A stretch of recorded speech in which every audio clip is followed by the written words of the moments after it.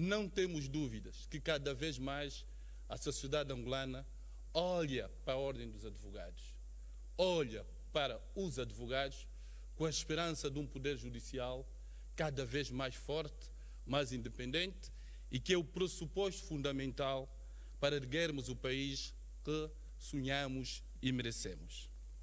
Por isso, quando olhamos para as questões éticas e cingir-nos concretamente na nossa profissão, não temos dúvida que temos acolhimento constitucional.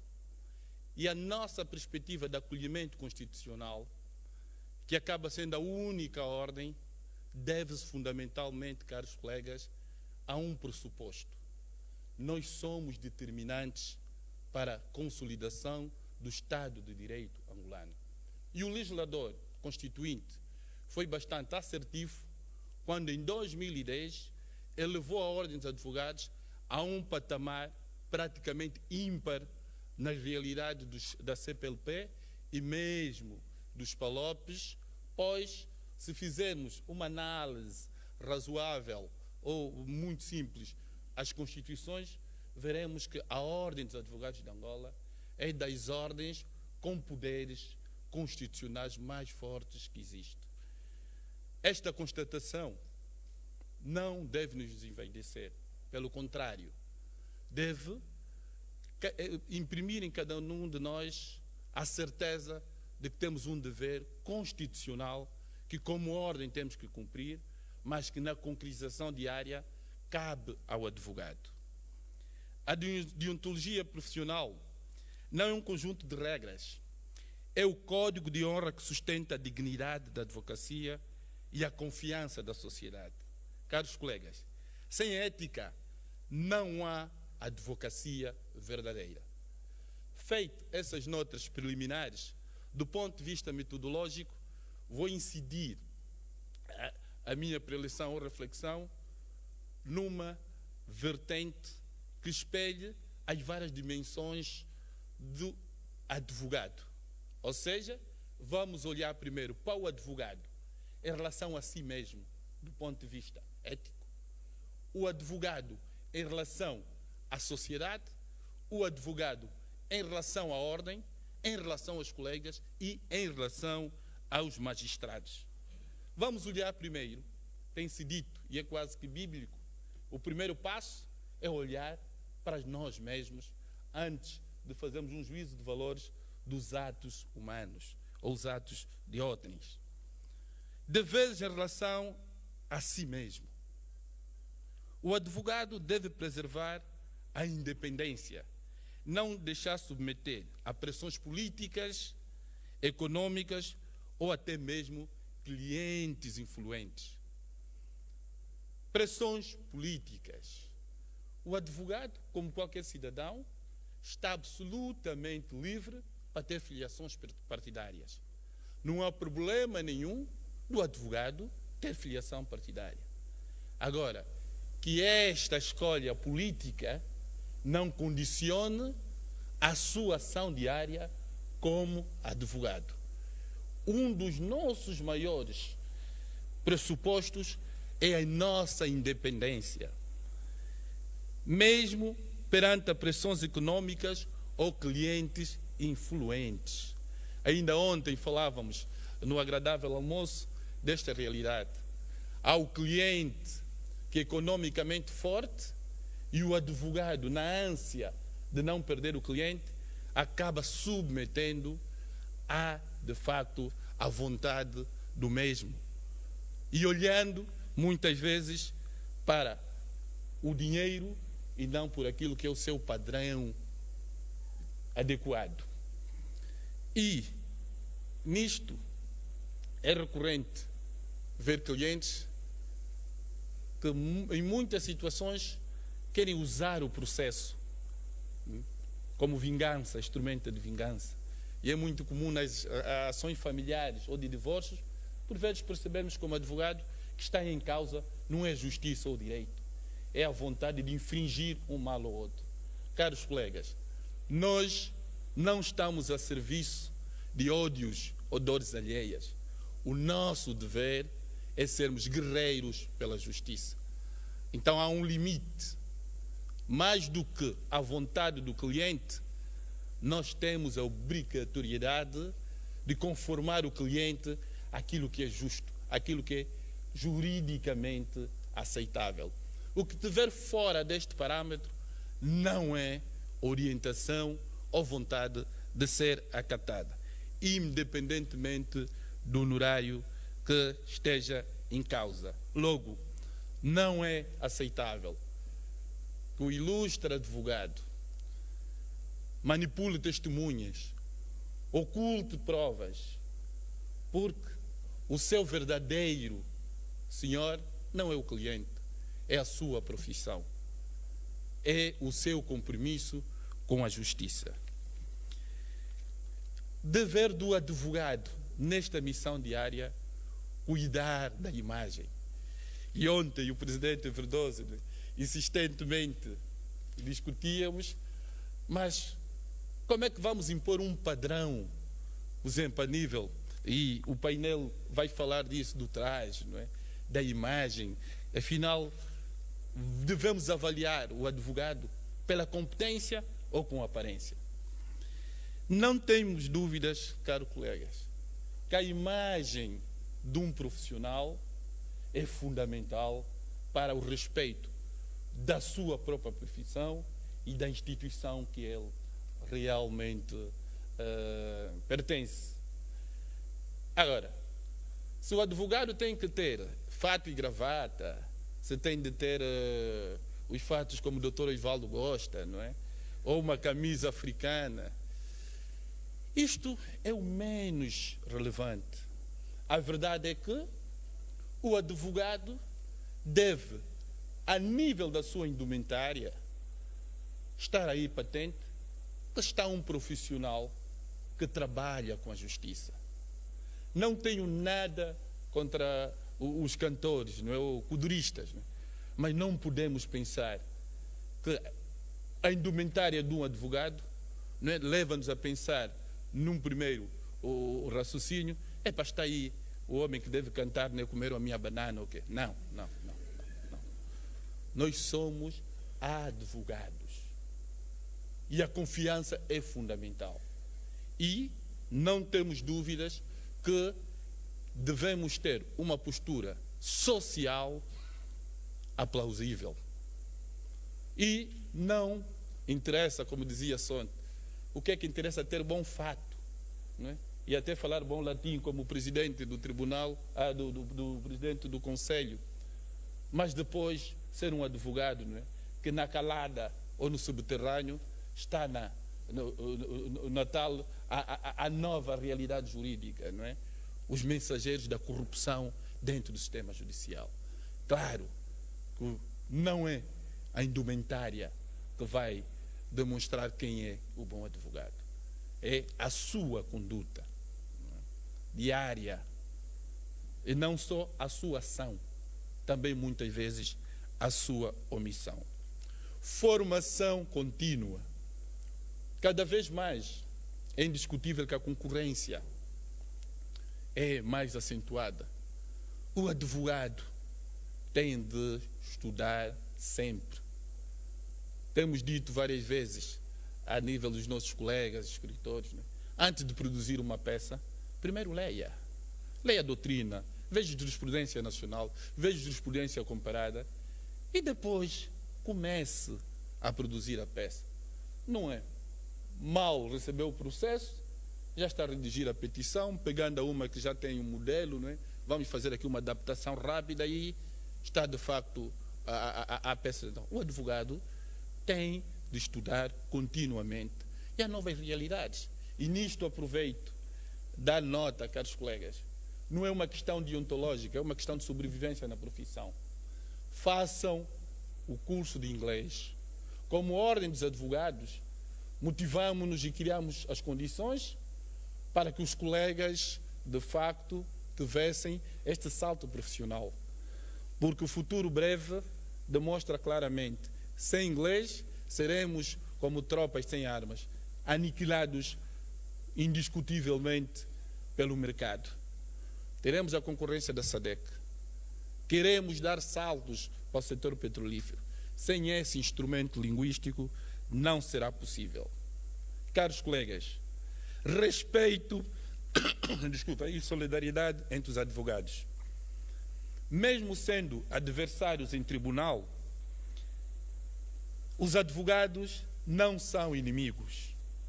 Um advogado que tenta descredibilizar pessoalmente o outro está realmente a faltar com o seu dever deontológico e de urbanidade, claro.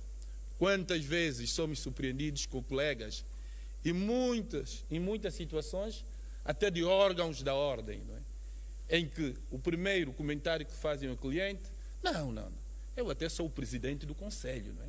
Fique comigo, porque eu até sou melhor, não é? Até foi meu aluno. Não é? Nós não podemos fazer avaliações do mérito ou competência dos nossos colegas, fundamentalmente, quando tiverem presentes outras pessoas que não sejam advogados. Discutir direito é, de facto, nos tribunais ou nos escritórios, mas não mostrar ao cliente que o outro colega não conhece o direito ou está em melhores condições de o fazer. Evitar concorrência desleal. Ontem falávamos disso. Por vezes, o cliente vai a um escritório e tem um honorário. E quando vai a outro escritório, ele diz, olha, quanto é que cobraram? Epa, vou cobrar 4 vezes menos. Não, porque não dará trabalho. Porque assim fico com o cliente. Isto é concorrência desleal. Não é? Fixar preços praticamente abaixo do colega só para captar a clientela, estamos a ser desleal com a classe. É necessário manter o espírito de camaradagem, lembrando que a advocacia é uma classe e não um mercado selvagem.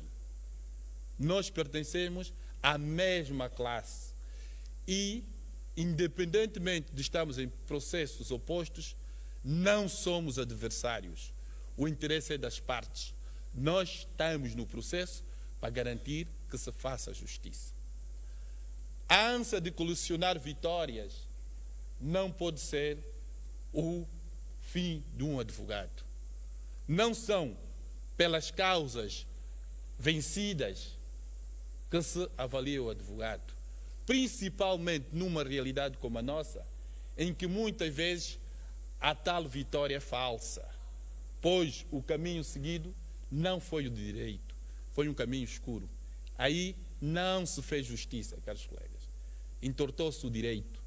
E nós somos juristas, não torneiros.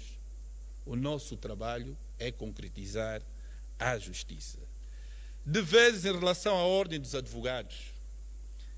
A ordem é a casa de todos nós. É necessário que cada um seja guardião desta casa comum.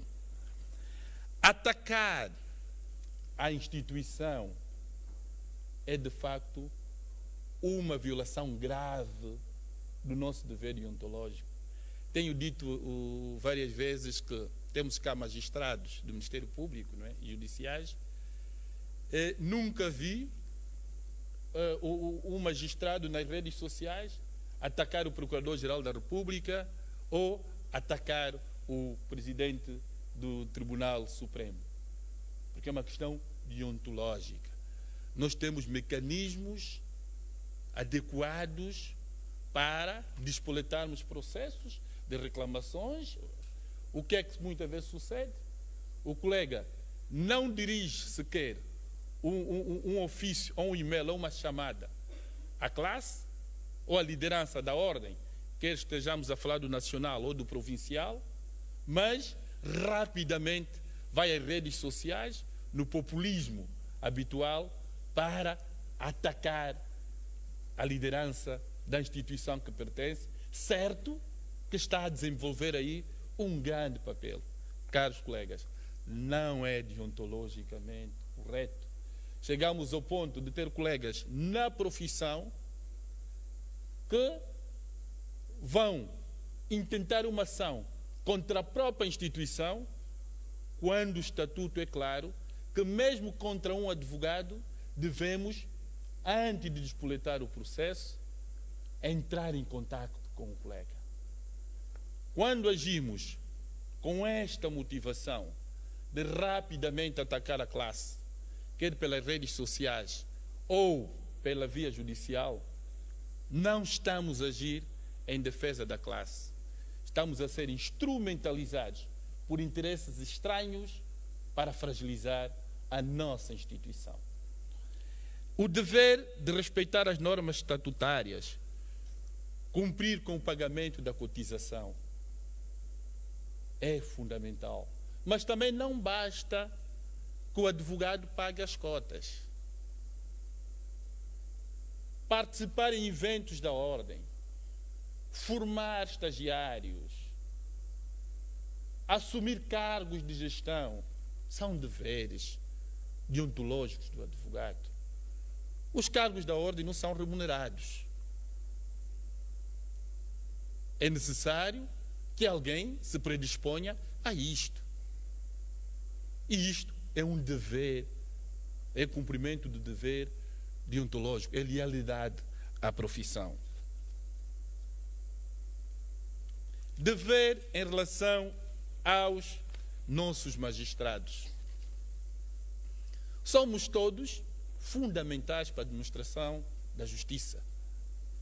Não há rivalidade entre advogados e magistrados. Não.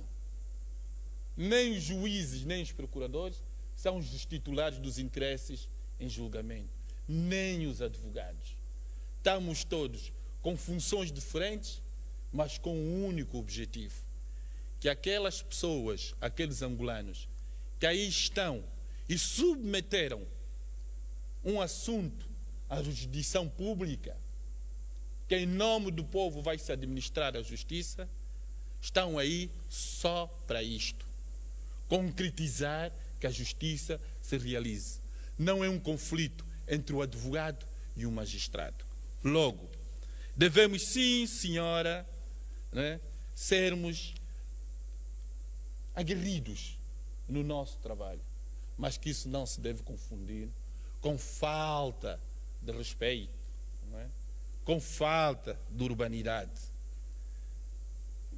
Ou então, aquele advogado que levanta incidentes processuais de forma não séria, inventa manobras dilatórias apenas para atrasar o processo. É falta de ética isto. Já temos o problema da morosidade processual, cujas causas estão bem identificadas.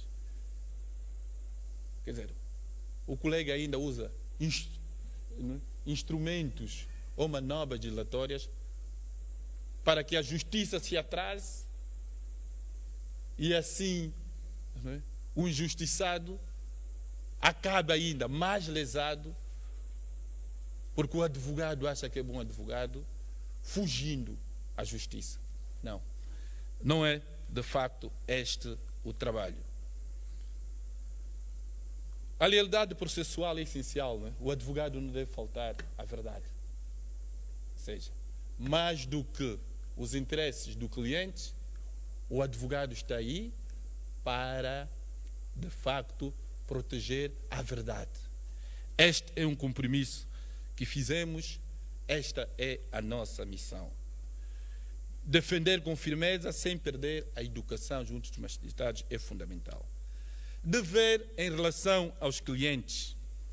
É indiscutível que muitos dos nossos deveres deontológicos estão relacionados com o cliente, mas também o próprio cliente é uma grande fonte de tentação ética. Não é? E nisto é fundamental aqui, e com certeza os preletores vão tocar, mas ver, por exemplo, a questão do sigilo profissional. O advogado está obrigado a um sigilo profissional absoluto. Não faz parte do nosso trabalho ouvir alguém, contar à esposa, contar a sei lá quem, e depois vai-se contando. Dia seguinte, todo mundo no bairro já sabe qual é o problema do vizinho. Não. O advogado é como realmente são os líderes espirituais. E a nossa gênese do sigilo profissional tem essa matriz. É sigilo absoluto em relação àquilo que o cliente partilha. Não é? Depois de uma galinha fiote, não é? Uns copozinhos, o problema é este, pá. É este está mal, pá, está mal, não é? Não. É uma violação grave que, de facto, deve ser evitada. Lealdade e dedicação. Defender o cliente até o limite do direito, mas nunca contra o direito. Devemos, sim senhora, defender o cliente com toda a nossa sapiência, mas tem um limite. Okay? E se passarmos esse limite, depois também vamos precisar de advogado, porque vamos acabar realmente com problemas. Há, de facto, um limite. Independência, né? Já falamos disso, que o advogado não é um funcionário do cliente, não pode aceitar causas que sejam ilegais, não, ou injustas. E é indiscutível que nesta realidade da corrupção, que infelizmente temos que ter coragem de afirmar que não sei se alguma vez viu-se tanta corrupção no poder judicial. Tenho dúvidas. E tem-se dito que a generalização é um grave perigo. Estão, sim senhora, de parabéns os advogados magistrados que não embarcam neste mal, mas temos de reconhecer que é grave. Estive reunido com o Procurador-Geral da República, não é? A nosso pedido, ainda esta semana, porque uma das preocupações da ordem é, de facto, não podemos continuar a fechar os olhos, a fingir que tudo está realmente normal. É triste perceber que a realidade é tão má que todos temos consciência que atingimos um nível, não é?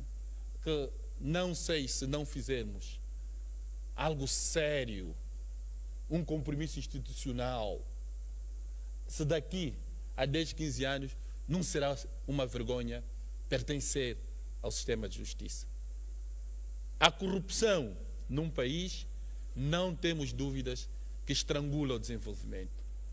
Mas quando se instala no poder judicial, ou seja, a corrupção na justiça, é o fim de qualquer futuro.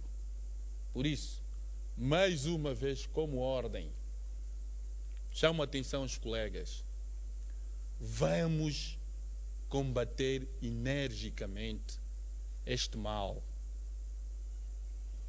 Tem-se dito, não há corrupção de magistrado sem presença de advogado.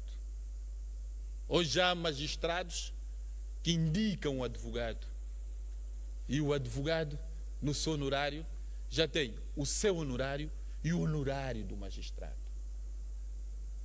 Essas denúncias são cada vez mais comuns, mas com um problema: nunca com revelação de factos, é sempre em jeito de comentários. É preciso coragem. Vamos, a nível da ordem, estamos a trabalhar para o Procurador-Geral neste sentido, de criarmos um canal de denúncia que proteja, não é, de facto, o denunciante, mas a injustiça não pode prevalecer. Não podemos continuar a assistir esta realidade, não é? Muito má. Ainda em relação aos clientes, estou quase na fase final, olhar para a transparência em relação aos honorários. Ontem discutíamos muito, não é? Porque há do colega que chegou em Luanda, já tem 4 terrenos entregues pelos clientes, não é? Em vez de honorários. Os honorários devem ser claros. Nada de honorários ocultos. Por vezes é muito interessante, não é? Vamos a um mecânico e diz, mas quanto é? Não, isto depois vou direi, não é? Depois ele acaba o seu trabalho e diz, está aqui o carro, quanto é X? Tudo isso. Por que é que o senhor não disse no início que afinal a intervenção custaria isto? Já está o carro arranjado, dizer ao mecânico também, olha, retira as suas peças, já fica complicado. Com todo o respeito pelos mecânicos, né? A profissão deles às vezes é difícil. A nossa profissão é possível, sim senhora, previamente contabilizar os honorários. O meu trabalho vai custar isto.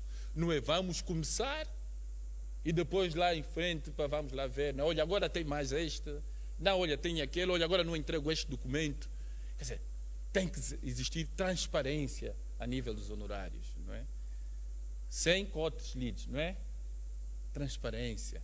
Não é? É discutível, não é? Transparência a nível dos honorários. Logo no início, esta é a minha fatura. Não é? Vamos enrolando, e depois o cliente diz, ainda por cima não ganhei a causa. Depois é um problema sério, não é? Eu não disse antes. O cliente diz, não, eu nem devo pagar, porque não, deve estar claro.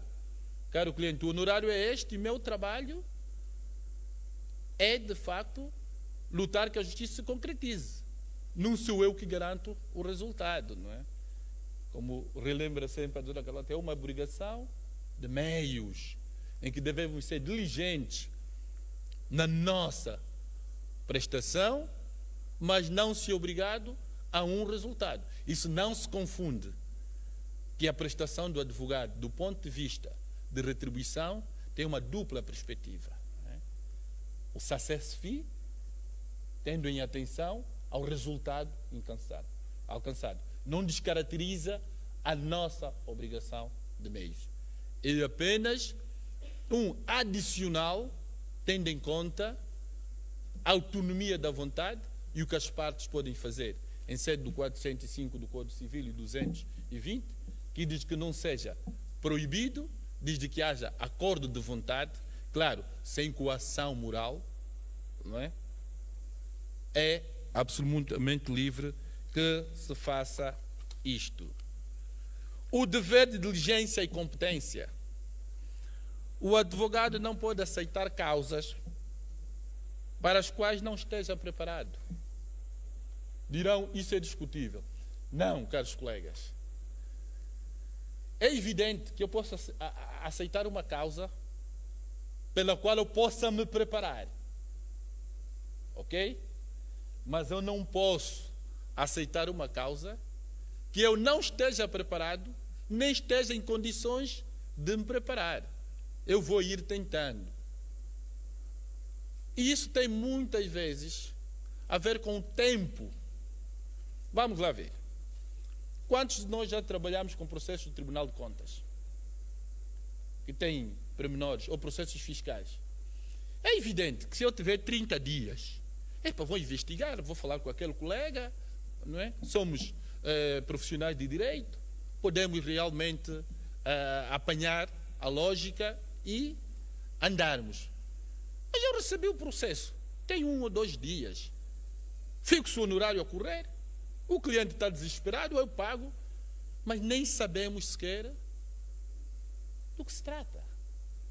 Não dominamos o processo e depois acabamos prejudicando o cliente. É realmente não só uma questão ética, mas uma questão de responsabilidade civil profissional, que está previsto na lei, em que o advogado responde pelos danos que causa o cliente por uma atuação tecnicamente debilitada. Devemos, sim senhora, assumir causas pelas quais estejamos preparados. Ainda não temos uma realidade social em que a advocacia está absolutamente especializada. Ainda não. Ainda temos a cultura da generalidade. Mas cada um de nós deve refletir.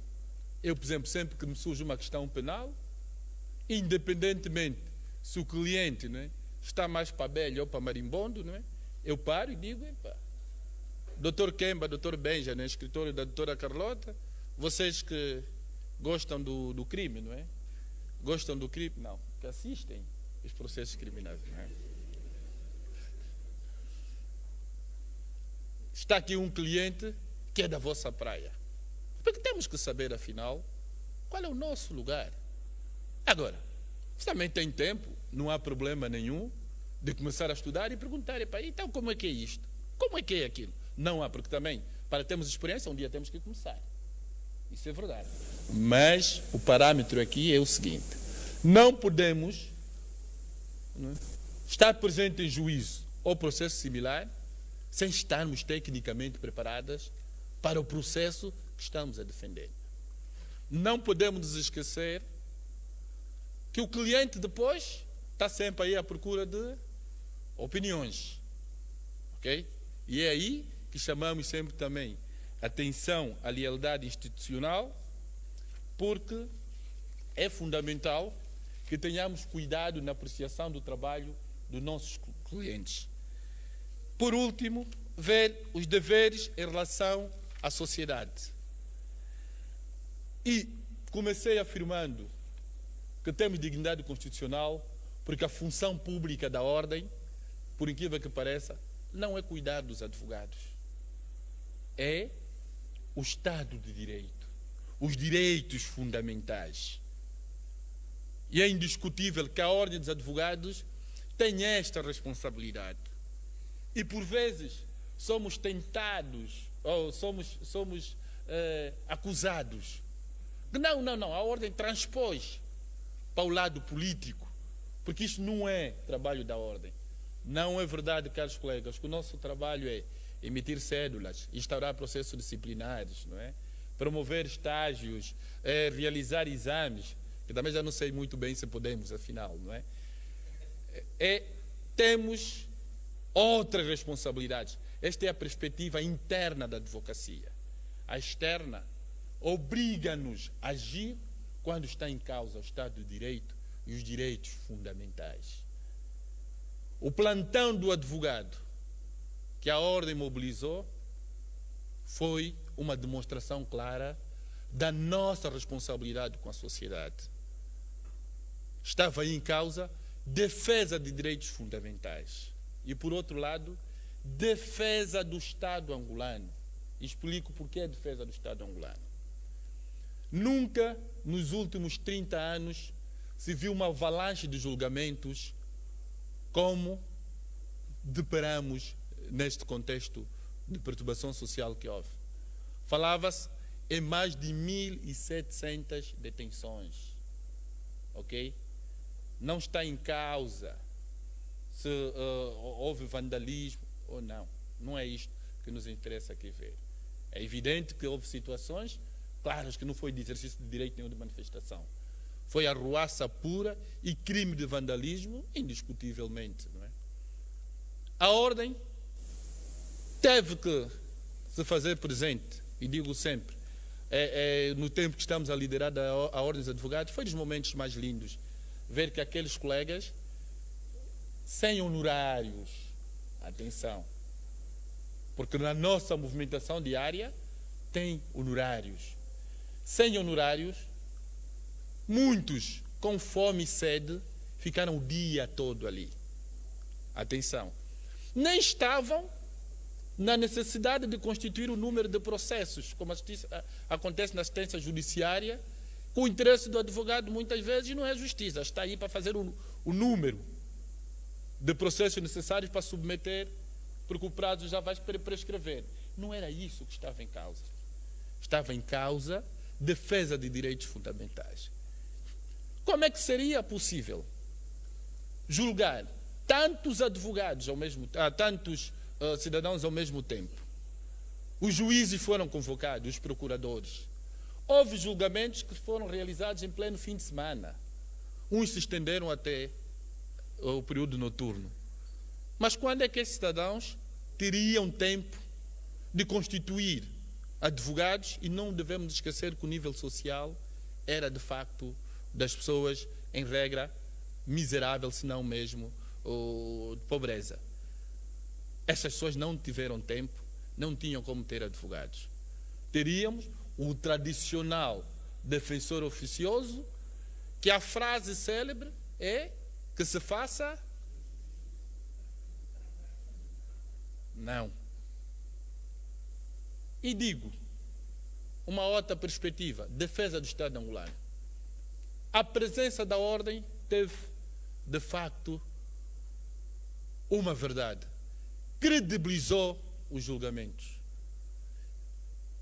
Ninguém conseguiu acusar o Estado angolano de realização massiva de julgamentos arbitrários para daí dar, não é, a possibilidade de despoletar até mecanismos internacionais do Estado, porque a ordem dos advogados esteve aí a garantir os direitos fundamentais, a garantir que os julgamentos fossem realizados com normalidade, e o resultado foi absolutamente satisfatório. Com isto, termino dizendo claramente que a ética, a deontologia profissional não são meros códigos de conduta. É a essência da nossa profissão.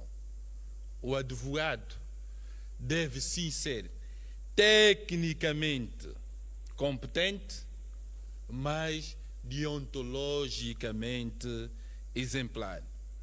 Ser advogado hoje em Angola é ser guardião da justiça, defensor da liberdade, servidor da sociedade. Esta é a nossa missão. Como diz o nosso decálogo do advogado, tenha um perfil que, quando o seu filho questionar a profissão que quer seguir, diga a ele: seja advogado. Muito obrigado, caros colegas. Que esse colóquio seja um lugar de reflexão, de discussão aberta, e, como disse o nosso presidente, que a ética pratica-se, não é uma perspectiva teórica. Muito obrigado a todos.